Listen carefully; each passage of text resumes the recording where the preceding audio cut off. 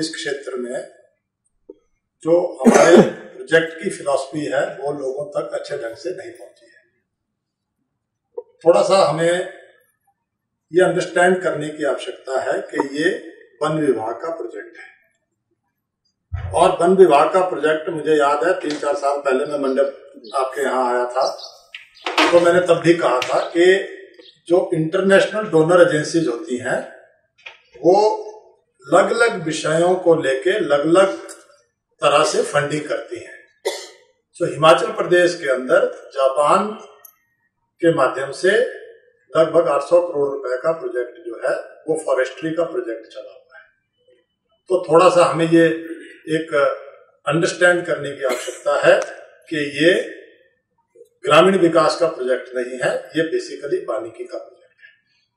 पहली चीज, जब हम वानिकी की बात करते हैं तो वानिकी में सबसे आज तक आप लोगों ने देखा सबने कि फॉरेस्ट वाले आते हैं, कोई एरिया सिलेक्ट करते हैं, ज्यादा कभी कभार पंचायत से रेजोल्यूशन ले लिया तो ले लिया, नहीं तो खुद ही देखते हैं कि भाई ये इस एरिया खाली है इसमें प्लांटेशन कर दो। फिर 5-7 साल बाद दूसरा गार्ड आएगा, पुराने वाला चला जाएगा, फिर देखेगा वो एरिया खाली है, फिर वो प्लांटेशन कर देगा उस एरिया में। यही होता है ना, रेपिटेशन ही होती है, क्योंकि कुछ समय बाद किसी वजह से वो पौधे जो है वो मर जाते हैं। तो यही सिस्टम था।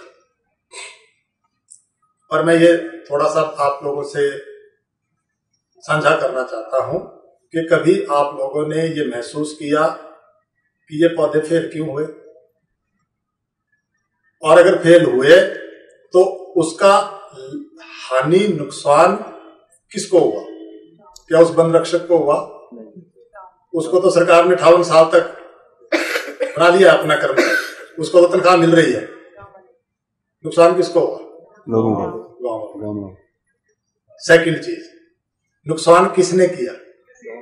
क्या उस वन रक्षक ने किया? नुकसान का कारण वहां या तो ग्रेजिंग हुई या वहां पर आग लगी, इस वजह से वो पौधे बूटियां मर गई। यही होता है ना। वो किसने किया? वन विभाग वालों ने किया, हमने किया, गांव वालों ने। तो आपने किसका नुकसान किया? अपना किया। पर हमने कहा इस प्रोजेक्ट में कि ठीक है, वन विभाग पिछले 100 साल से प्लांटेशन करता आ रहा है, बहुत सी कामयाबी हमें मिली है। हिंदुस्तान के अंदर आज अगर हिमाचल प्रदेश सन 2000 से लेके 2023 तक हर वर्ष जंगलात क्षेत्र में वृद्धि दर्ज कर रहा है, ये रिकॉर्ड है अपने आप। हम कर रहे हैं, पर हमें पता है कि हमें हर जगह कामयाबी नहीं मिल रही। उसका कारण हम ही है, स्वयं हम गांव के लोग, हम इस क्षेत्र के लोग, उस जंगल के आसपास के रहने वाले लोग। तो हमने कहा कि इस प्रोजेक्ट में हम थोड़ा अलग एक्सपेरिमेंट करें। तो हमने कहा कि जितना प्लांटेशन वन विभाग के लोग करेंगे उतना ही प्लांटेशन गांव वाले करेंगे। किया ना प्रधान जी? 10 हेक्टेयर अगर वन विभाग ने किया है, 10 हेक्टेयर गांव वालों ने किया है। और ये पहली बार हिमाचल प्रदेश के इतिहास में हुआ है कि प्लांटेशन के काम का पैसा सीधा विलेज फॉरेस्ट डेवलपमेंट सोसाइटी के खाते में आया। प्रधान जी कि नहीं आया? आया ना, आपके खाते में आया। फिर भी प्लांटेशन अगर फेल होती है तो जापान कुछ नहीं करेगा, वन विभाग कुछ नहीं कर सकता। आपने लगाई बूटियां, पैसा आपने लिया, पहले आरोप लगता था वन विभाग वाले पैसा खा गए। हमने कहा ए पकड़ो पैसा, आपके खाते में डाल दिया। जो पौधे आपको चॉइस के लिए चाहिए वो हमारी नर्सरी से उठा लेना, छांट के ले जाना पौधे। उठाए ना आप लोगों ने? लगाए कि नहीं लगाए? हाथ खड़ा करो जरा, किस किसने लगाया? हाँ, अब आपकी जिम्मेवारी है कि उस पौधरोपण का संरक्षण भी करें। क्यों? क्योंकि आने वाले टाइम में वही पौधे हैं। माननीय एमएलए साहब सवेरे भी कंसर्न शो कर रहे थे कि यहां पर अगर सारे ऊपर से नीचे तक अगर पौधे लग जाएं तो एनवायरमेंटली कितना इंपॉर्टेंट हो जाए। आज अगर हिमाचल प्रदेश के अंदर टूरिस्ट आ रहा है, मैं माननीय महोदय की भावनाओं को मैं सवेरे समझ पाया कि he is a visionary person, जो आने वाले समय में धर्मपुर को, कमलागढ़ को, इस सारे क्षेत्र को टूरिज्म के नक्शे पे लाना चाहता है। पर हिमाचल में टूरिस्ट क्यों आता है? किस लिए आता है? कोई आपकी खट देखने थोड़े आएगा। किस लिए आता है? यहाँ के खूबसूरत जंगलों को देखने आता है, यहाँ की क्लाइमेट को देखने आता है, यहाँ की क्लाइमेट को महसूस करने आता है। पर सबसे इंपॉर्टेंट है यहाँ के हरे भरे जंगल। जहां हरे भरे जंगल है वहां जाता है, मनाली में है वहां जाता है, शिमला में है वहां जाता है, इवन किन्नौर तक, सांगला तक क्लाइमेट अच्छी है वहां जाता है। आपके धर्मपुर नहीं आ पाता। पर आने वाले टाइम में अगर आपके क्षेत्र में अच्छे जंगल होंगे, खूबसूरत पेड़ लगेंगे, आने वाले टाइम में ये भी एक टूरिस्ट डेस्टिनेशन बनेगा। उसके लिए और भी प्रयास करने की जरूरत है। जो मालिया MLA साहब, उसके लिए मुझे जो इनकी फीलिंग्स, मेरे चर्चा थोड़ी देर हम आधा घंटा बैठे तो उसमें जो मुझे लगा कि आने वाले टाइम में धर्मपुर का क्षेत्र जो है टूरिज्म के नक्शे पे बहुत जल्दी आने वाला है, क्योंकि यहाँ पर जो है वो बाकी जगह नहीं है। कमलागढ़ का फोर्ट है, आज लोग किलों को देखने के लिए हजारों की संख्या में लाइन लगी होती है, ऑनलाइन बुकिंग होती है। पर वो सारे किले राजस्थान में है। हमारे भी वैसे किले हैं, चाहे वो कांगड़ा का किला हो, चाहे आपका कमलागढ़ का किला हो, चाहे आपका कोई दूसरा किला हो, लेकिन हमने कभी उनको टूरिस्ट मैप पे लाया ही नहीं ला पाए। लेकिन आने वाले समय में आएंगे। तो ये तो चलो, इससे मैं विषय से, प्रोजेक्ट के विषय से बाहर क्यों जाना। सिंपल बात ये थी कि एक तरफ वन विभाग ने अपनी प्लांटेशन की, एक तरफ हमने आपको पैसा दिया कि आप अपनी प्लांटेशन करो। ये प्रोजेक्ट में चेंज थी। हो सकता है बहुत लोगों ने इसको अंडरस्टैंड नहीं किया हो। यहां तक भी होगा कि हो सकता है कई जगह BFDS के थोड़ी ढीली डाली BFDS होगी। हमारे डिप्टी रेंजर ने बोला होगा कोई नहीं जनाब, तुम बैठो, हमारी तो लेबर लगी है, तुम्हारा भी हम कर देते हैं। तो आपने बोला हाँ ठीक है कर दो। तो वो एम्पावरमेंट नहीं हुई। वो जो भाई साहब ने बोला कि कम्युनिटीज को साथ लेके चलना है, हमने तो स्टार्ट ही कम्युनिटी से किया। हमने कहा कम्युनिटी को साथ लेके ही प्लांटेशन करो। जो अगर खुद अपने हाथ से जिसने पौधा लगाया होगा, कभी गाय जाने देगा उसमें? कभी नहीं जाने देगा। तो वो प्लांटेशन आपने बचानी है। हाँ, जहां कुछ ऐसे गैप रह गए हो, जहां पर कहीं प्लांटेशन बहुत कामयाब अभी तक नहीं हुई हो, तो कोई बात नहीं। आपके पास माइक्रो प्लान बनी है ना? बनी है ना माइक्रो प्लान? रेक विलेज फॉरेस्ट डेवलपमेंट सोसाइटी की माइक्रो प्लान बनी है कि नहीं? आप कल ही बैठो और जहां जहां प्लांटेशन में कोई कमी है उस माइक्रो प्लान में एक प्रस्ताव डालो कि फलानी जगह हमारे को ये चाहिए और इतनी जो है इसमें पौधे मर गए, नए सिरे चाहिए, मैं पैसा दूंगा। ठीक है? मैं चाहता हूं कि प्लांटेशन 100% कामयाब और आप करें खुद और उसको खुद कामयाब बनाएं। ये तो हो गया एक बात। दूसरी बात, हमने कहा भाई कि जिस गांव में हम प्रोजेक्ट में काम कर रहे हैं उस गांव में हमने जो फॉरेस्ट डिपेंडेंट कम्युनिटीज हैं उनको कुछ लाइवलीहुड सपोर्ट देंगे। तो लाइवलीहुड सपोर्ट देने का ट्रेडिशनल मेथड क्या है? किसी को अगर सपोर्ट देनी हो, क्या है ट्रेडिशनल में? गवर्नमेंट का सिस्टम क्या है? क्या करते हैं गवर्नमेंट में? मशीन लाया दे दी, बोले जी 50% सब्सिडी दे दी, एक कोई फैमिली होगी उसको पकड़ा दी। वो मशीन जो है पता लगा स्टोर में पड़ी है, उसको जरूरत ही नहीं थी। सो गवर्नमेंट सिस्टम से हमने हटके कहा, हमने कहा हम इंडिविजुअल को डील नहीं करेंगे, हम डील करेंगे सेल्फ हेल्प ग्रुप को। 10-15 महिलाओं का, 10-15 पुरुषों का, 10-15 मिक्स ग्रुप जो है वो काम करेगा। तो प्रोजेक्ट से हम उनको सपोर्ट देंगे। हमने सब्सिडी की बात कभी नहीं की, हमने कहा हम सपोर्ट देंगे और हम दे रहे हैं। पर किसी वजह से आप तक ये चीजें पहुंची नहीं पाई। जिन लोगों के पास पहुंची वो आज बहुत अच्छा काम कर रहे हैं। अभी स्टॉल लगे हैं यहाँ, आप लोगों ने देखा किन्नौर का राजमा अभी है यहाँ। अभी यहाँ जो शॉल टोपियां जो है कुल्लू में हैंडलूम का काम बहुत बड़े लार्ज स्केल पे चला हुआ है। और बहुत सी जगह चाहे पिकल मेकिंग है, चाहे दूसरी स्वरोजगार के साधन है, वो सारा का सारा हम प्रोजेक्ट से सपोर्ट दे रहे हैं। सपोर्ट क्या चाहिए? हम ही नहीं सिर्फ इसमें फील्ड में है, रूरल लाइवलीहुड मिशन आपके साथ काम कर रहा है कि नहीं? बनाते हैं ना गांव में सेल्फ हेल्प ग्रुप, बना रहे कि नहीं? पर यह गारंटी नहीं है कि कब ग्रांट आनी, कि आ जाती है इमीडिएटली और 15,000 आती है कि नहीं? फिर नबार्ड भी बैठा है और महकमे भी बैठे हैं, पूरा भारत सरकार का, पूरा प्रदेश सरकार का थ्रस्ट है कि मैक्सिमम लोगों को स्वरोजगार से जोड़ा जाए। पर हम इस प्रोजेक्ट में डिफरेंटली कर रहे हैं, ऑल टुगेदर डिफरेंट। क्या डिफरेंटली कर रहे हैं?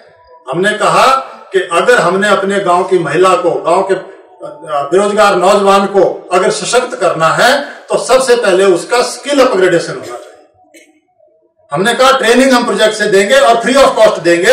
जितनी जिस चीज की ट्रेनिंग चाहिए वो फ्री ऑफ कॉस्ट आपको ट्रेनिंग मिली। ट्रेनिंग फ्री ऑफ कॉस्ट की नहीं कि पैसे लिए, फ्री में मिली ना। पर आपने सिलेक्ट किया नीटिंग। अब यहां मुझे लगता कितनी सर्दी पड़ती है कि कितनी स्वेटरें आप यूज करते हैं साल में, है ना प्रॉब्लम। पर आपने सिलेक्ट वो किया नीटिंग।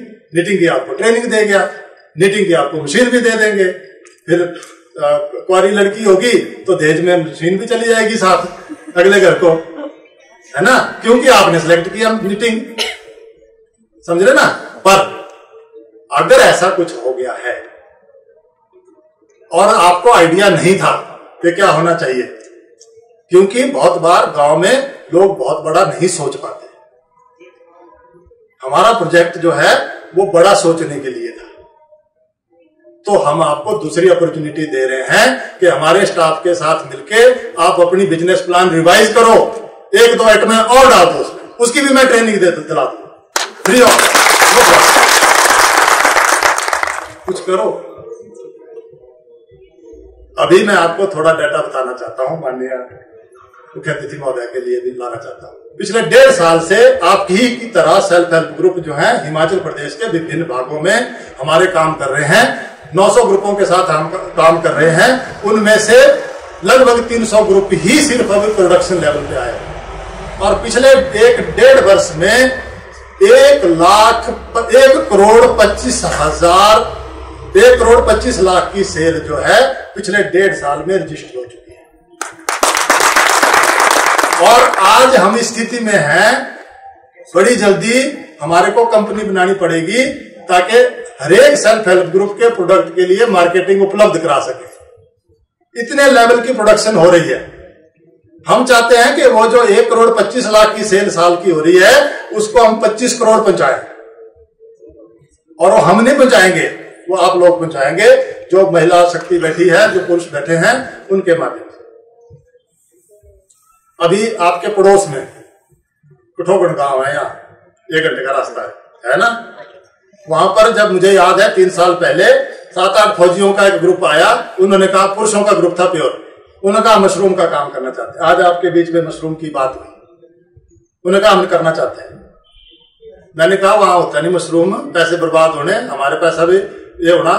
तो ठानिया जी यहाँ बैठे हैं हमारे, उन्होंने कहा नहीं आप निश्चिंत रहो, कहते वहां सक्सेसफुल होगा। पहली साल में ही 4 लाख के मशरूम बेचे उन लोगों ने, फर्स्ट ईयर में।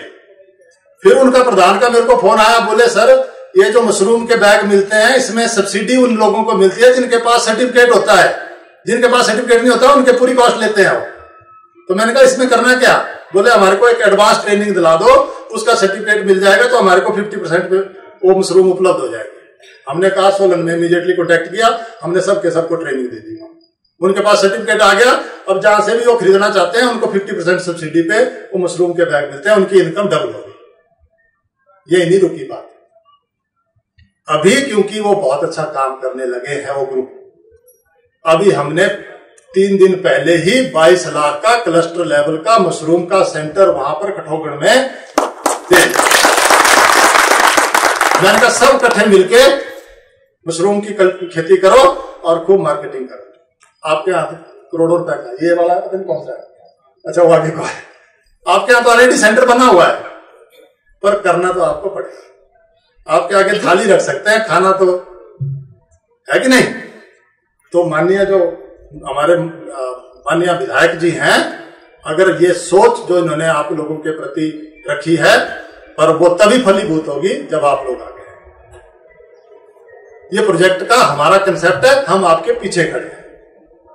पिछले दिनों माननीय विधायक जी से मिला मौका इंटरेक्ट करने का, इन्होंने बड़ा कंसर्न किया कि हमारे एरिया में, अभी ये भाई साहब भी बोल रहे थे, बेम्बू का बहुत बड़ा वो है।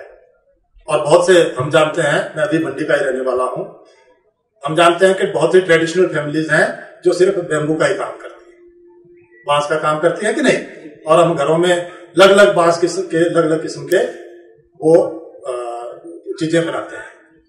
अभी हमने यही चीज सिमिलरली आपके ज्वाइनिंग इलाका है घुमारवीं, वहां पर भी बांस की ऐसी बहुत सी फैमिली है, हमने सर्वे कराया, लगभग 70 फैमिली ऐसी निकली जो सिर्फ बांस का काम करती है, टोकरियां बनाती है, ये करती है वो करती है, बट उनके पास मशीनें नहीं, वो ट्रेडिशनल हाथ से करते हैं, ट्रेडिशनली हाथ से बनाते हैं और टोकरू छड़ोलू बनाते हैं, बस दैट्स ऑल, और वो घर घर में जाके दे आते हैं। लेकिन अगर ट्रेनिंग हो, अगर आधुनिक मशीनें उनको दी जाए, तो वो लोग जो बेचारे सुबह बेच के शाम को अपना रोजगार कमाते हैं, उनकी एक रेगुलर इनकम हो सकती है। अभी हमने 1 करोड़ का जायका प्रोजेक्ट से फंड सैंक्शन किया घुमारवीं के लिए, पर सर आप नाराज नहीं होना, 1 करोड़ अभी आपके लिए भी घोषणा करते हैं, क्योंकि माननीय MLA साहब का बेम्बू के ऊपर मेरे साथ डिस्कशन घुमारवीं से पहले हुआ था, और मैंने प्रॉमिस किया था कि जिस दिन आप बोलेंगे उस दिन 1 करोड़ रुपया मेरी तरफ से इमीडिएटली सैंक्शन, नो प्रॉब्लम, पर करना आपको पड़ेगा। अभी बात हो रही थी सर कि पतलों का एक अनऑर्गेनाइज्ड सेक्शन थी, पतल मेकिंग की भी फैमिली, स्पेसिफिक फैमिली होती है, पता है ना आप लोगों को, आपके जन्मदिन होता है, शादी होती है, ब्याह होता है, तो उसमें पतलें आप लोग लेते हो, तो वो कैसे बनाते हैं, आपने ऑर्डर देना भाई 10,000 पतल दे देना, हमारी दाम है, या 4,000 पतल दे देना, ठीक है ना, फिर कितने की मिलती है, 1 रुपया 80 पैसे, यही मिलती है ना, पीढ़ी के हिसाब से देते हैं कि नहीं। फिर जब आप धाम में बैठते हो खाना खाने, तो बीच में कोई पतल फटी होती है, तो कौन कितनी पतलें लगती हैं, 2 लेते हैं ना सारे, कोई मैं गलत बोल रहा हूं तो बता दो, मैं भी, ठीक है ना, मैंने भी बड़े धाम में खाई है, तो 2 चाहिए होती हैं, तो एक जो धाम खाने वाला व्यक्ति है वो 2 पतलों के ऊपर रख के खाता है, तो आप 2 रुपया खर्च करता है धाम देने वाला, तब आपको पतल प्रोवाइड कराता है, ठीक है। तो नुकसान किसका हो रहा है, पत्ते कहां से आ रहे हैं, जंगल से। तो जिस पत्तों से 1-2 पतलें बन सकती हैं, 2 चीजें, 2 आदमी खा सकते हैं, उससे सिर्फ 1 आदमी खा रहा है, डबल पत्ते लग रहे हैं।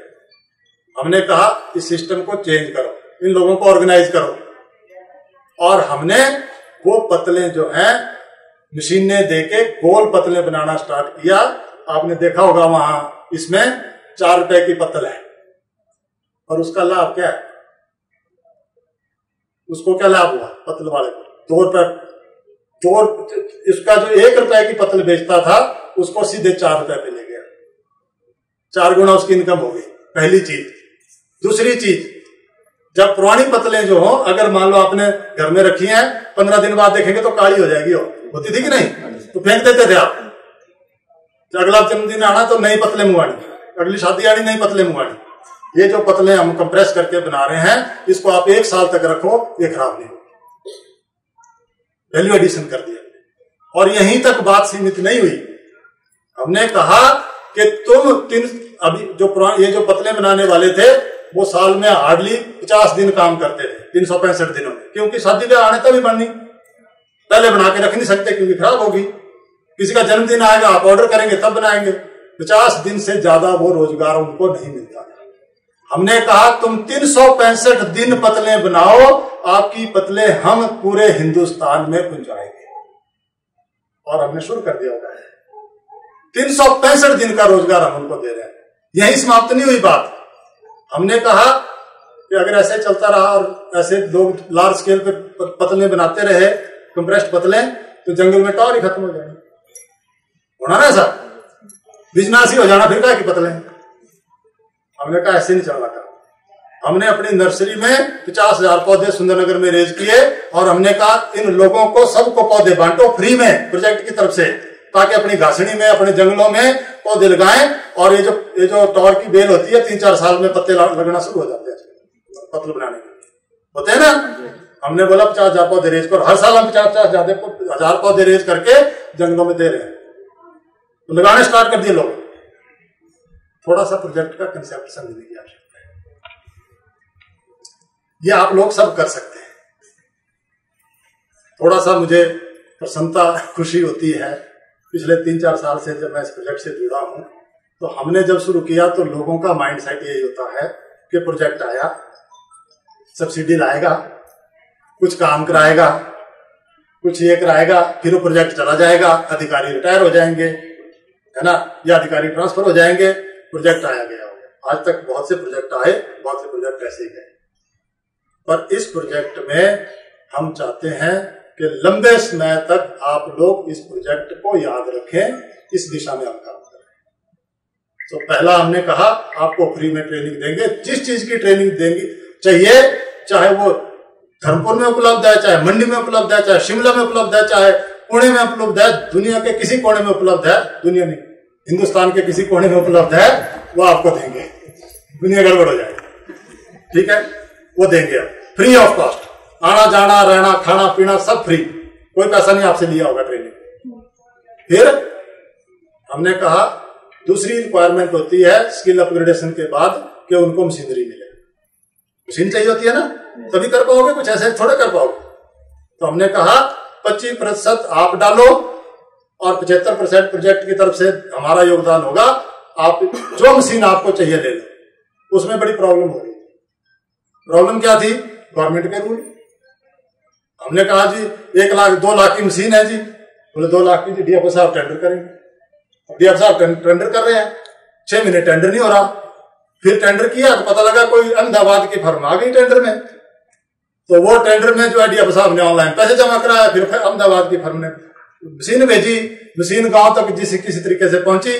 जब पहुंची तो पता लगा खराब है स्विच, मशीन चली नहीं। होता हुआ ना ऐसा, कई जगह, बहुत सी जगह ऐसा हुआ।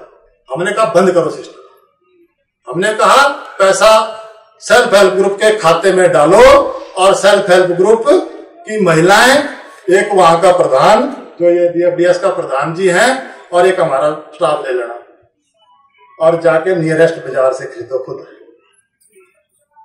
अपने ले लो मुंह के पास, ताकि कल को कोई छोटी मोटी खराबी भी होगी तो आप जाके उनके मथे मारो, दुकानदार के, दूसरी लाभ करते हो ना ऐसा अपने घर में।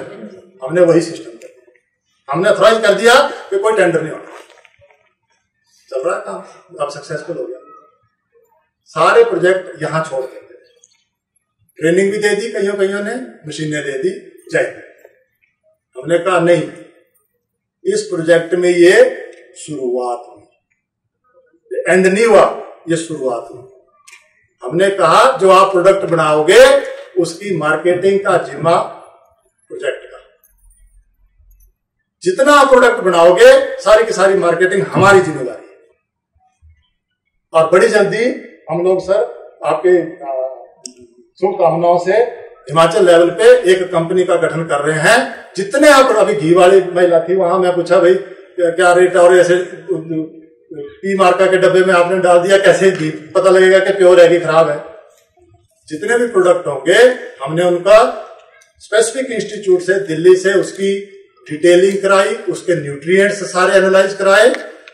अनफॉर्चुनेटली घी का सैंपल हमारा फेल, पता नहीं क्या करते हैं।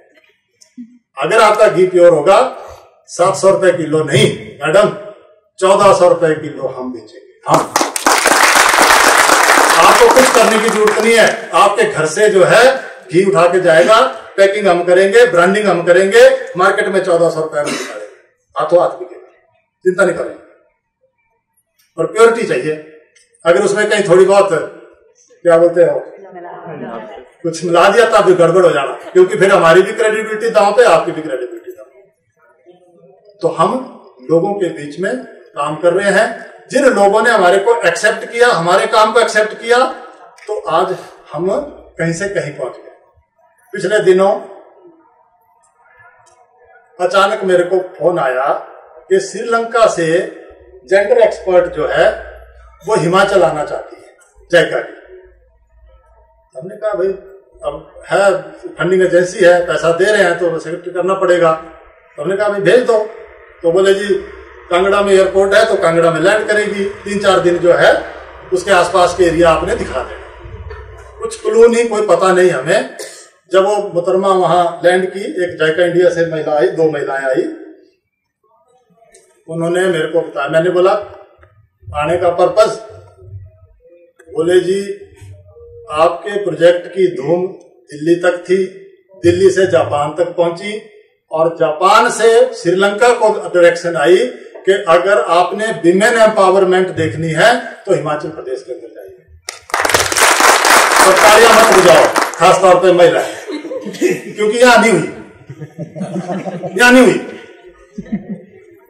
क्योंकि आपको माइक जबरदस्ती पकड़ाया पर आप बोली नहीं, यहां नहीं हुई वुमेन एम्पावरमेंट। तो अगली बार जब जायका की टीम आएगी तो आपने बोलना, पुरुषों को नहीं बोलने देगा। और मजे की बात यह हुई, एक जगह तो ऐसा हुआ कि एक महिला से माइक छुड़ाए, दूसरी से तीसरी, वहां रात के 7 बज गए और वो महिला माइक ही ना छोड़े, बोले मैंने भी बताना है जी। तो वो लेडी मेरे से जाते जाते बोले, mister Guleria, what is the secret behind that empowerment of the women? मैंने कहा 2 रीजंस। 1, हमारी लड़कियां सबसे ज्यादा पढ़ी लिखी है, पुरुषों से भी आगे है कि नहीं? लड़का पढ़े ना पढ़े, लड़कियां सब पढ़ रही है। और मेरिट उठा के देखो हिमाचल प्रदेश की 10वीं की 12वीं की इसकी, तो 10 में से 8, 2 लड़के पता नहीं कहां से फंसते हैं, 8 तो लड़कियां ही होती है। फिर भी आप नहीं बोलती, आप शर्मा रही है ना? तो मैंने कहा एक तो कारण यह है कि हमारी महिलाएं बहुत पढ़ी लिखी है। दूसरा कारण जो मैंने नहीं बोला, हम एक ग्रुप में बैठे थे, उन्होंने उनसे पूछा कि आपके पास जो है, आपका हस्बैंड कमाता है, आप कमाते हैं, पैसा किसके पास रहता है फैमिली के अंदर? तो महिला बोली जी हमारे पास रहता है। तो उसने पूछा why the husband earn the money, तुम्हारा है, आपके पास क्यों दे रहा है? बोले जी हमारे यहाँ धार्मिक तौर पे महिला को गृह लक्ष्मी बोला जाता है, इसलिए बरकत के लिए पैसा महिला के पास है। मेरे को लगता है भाई साहब मैं पास ही देते हैं, ऐसा कुछ भी नहीं, मैं सारा हूं। तो क्योंकि ये हमारा एक धार्मिक बिलीफ है कि हमारे घर में जो महिला है, बेटी है, वो देवी का रूप है, इसलिए हमारी महिलाएं सशक्त है।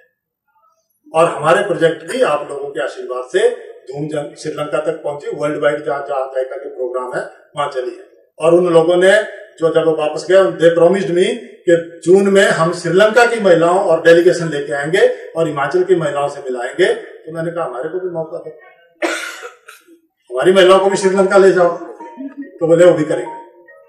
तो अगर आप बोलेंगी, अपना थोड़ा सा प्रोजेक्ट को अंडरस्टैंड करेंगे तो ये सब होगा। तो प्रोजेक्ट में देयर इज नो लिमिट, जो लिमिट की बात है, देयर इज नो लिमिट, पर देयर इज ओनली 1 लिमिट। वो लिमिट है आपका सहयोग और आपकी जागरूकता। अगर आप जागरूक हैं, आप सहयोग करने को तैयार हैं, प्रोजेक्ट आपके पीछे खड़ा है।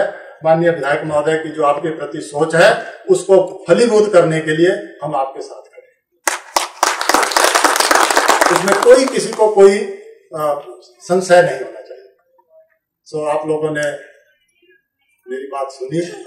हमारे जो गैप है, निस्संदेह यहाँ साहब बैठे हैं, डीएफओ साहब बैठे हैं, जहां जहां गैप होंगे हम उसको आने वाले समय में ओवरकम करेंगे और हम ज्यादा आप लोगों के बीच में जाएंगे। पर सहयोग आपको भी करना पड़ेगा। ये नहीं होगा कि हमारा स्टाफ वाले आए और पता लगा जी आज 2 ही महिलाएं आई, 4 ही महिलाएं आई, ग्रुप 15 का आई 2 ही मीटिंग में, तो तब बात बढ़ेगी, है ना। और यहाँ तो आपके नौजवान कोऑर्डिनेटर कौन है? यहाँ कहाँ कौन है? ट्रांसफर हो गया। अच्छा, वैकेंसी है तो माननीय महोदय कर देंगे सर आपने। तो आप में से कोई, और आपके हरेक गांव में हमने 2-2 एक्टिव कोऑर्डिनेटर रखे हैं जो आप लोगों के बीच में काम कर रहे हैं।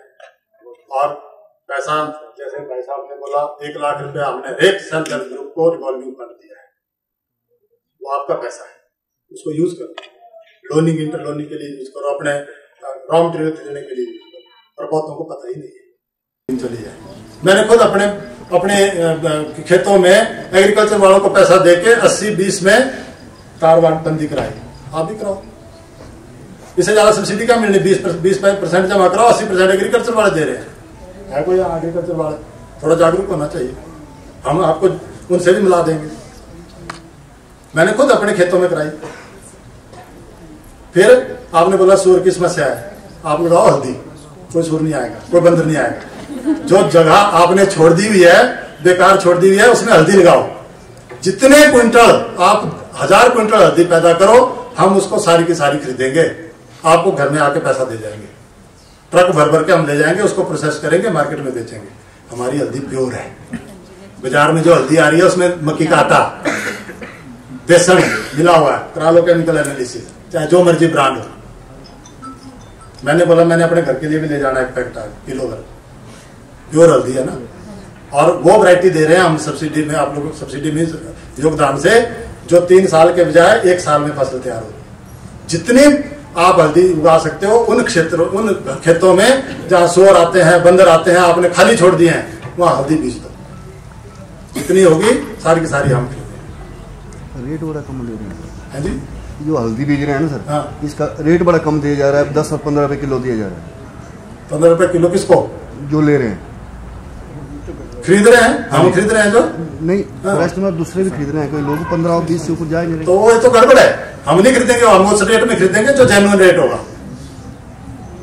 अभी तो हम आपको बीज दे रहे हैं ना, अभी तो उगी नहीं, जब उगना स्टार्ट हो जाएगी आपको मशीनें भी तो दे रहे हैं, आप हल्दी बना के दे दो हमारे। जब हमारी कंपनी बन जाएगी 15-20 दिन में, 1 महीने में, then entire product will be purchase by us. तो बहुत समय आपका मैंने ले लिया, आप लोग ने बड़ी पेशेंटली सुना। मुझे लगता है कि थोड़ा बहुत जो मैं प्रोजेक्ट के बारे में आपको बता पाया, बट यहाँ ही एंड नहीं है, बहुत सी चीजें जो हैं करने की हैं। आप लोगों का सहयोग रहेगा तो प्रोजेक्ट आपके साथ खड़ा है। आप लोगों का बहुत बहुत धन्यवाद।